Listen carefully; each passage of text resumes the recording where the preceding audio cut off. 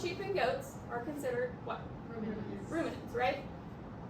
Pigs, horses, people, we are considered monogastrics because we all have how many stomachs? One. Okay. So in cattle, sheep, and goats, they have 4 compartments. Okay. So those 4 compartments are going to be the rumen, reticulum, omasum, and abomasum. So they're not individual stomachs per se. They're individual compartments. So we start at the esophagus. Okay? So the cow, the goat, the sheep, they're picking that grass up, they're chewing it, they're swallowing it. From the esophagus, it goes to the rumen. Okay? And here in the rumen, it's going to get ground up to a finer material. Okay? So it's going to be kind of chunky. Here it's going to be ground up and then regurgitated, which basically is that cow, sheep, or goat throwing that material back up the esophagus, chewing on it for a bit, and then swallowing it again. Okay? So the rumen is actually located on the left side of the cow, which is a good thing to note. From there, the rumen pushes the rest of the material to the reticulum. Now, what do we know about the reticulum? It has a honeycomb pattern. Yeah, so the reticulum is a honeycomb design pattern that will catch foreign material, and it'll also further the breakdown of this particular type of food or feed or whatever they are eating at that time. Okay, so in the reticulum, what can happen? Hardware disease. Hardware disease, yep.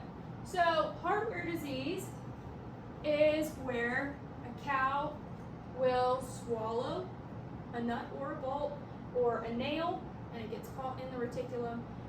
And from there, that piece of metal will embed itself into the wall of the reticulum. From there, it can eventually move out of the reticulum into the bloodstream, and it will eventually kill that cow. So we have to be very, very careful with any material that's around our farms. So old barns, old sheds, or anything like that, it's a good idea to always go back through those and make sure that there is no nails or bolts or anything just laying around that cow, sheep, or goat could get into. Yeah. How do you prevent it from happening in the first place? So one of the most common methods for hardware disease is to actually put a magnet into the cow's reticulum. So that cow will literally swallow a magnet, and the magnet will get caught in the reticulum because, again, it has that honeycomb pattern design, and that magnet will grab a hold of any of that metal, hold on to it, and it won't let it go. Does that make sense? Awesome. Great question. Okay, from there, from the reticulum, okay, it's going to move into the omasum. So the omasum is where a lot of this water and a lot of the further breakdown is happening. Okay, so the reticulum still grinding, and it's breaking down those big pieces of feed, but the omasum has broken it down basically to a soup-like texture. Okay, from the omasum, it goes to the abomasum, which is considered what? True stomach. The true stomach, right. So the abomasum is the only compartment in the whole digestive system that produces hydrochloric acid. Now, what does hydrochloric acid do? Do we know?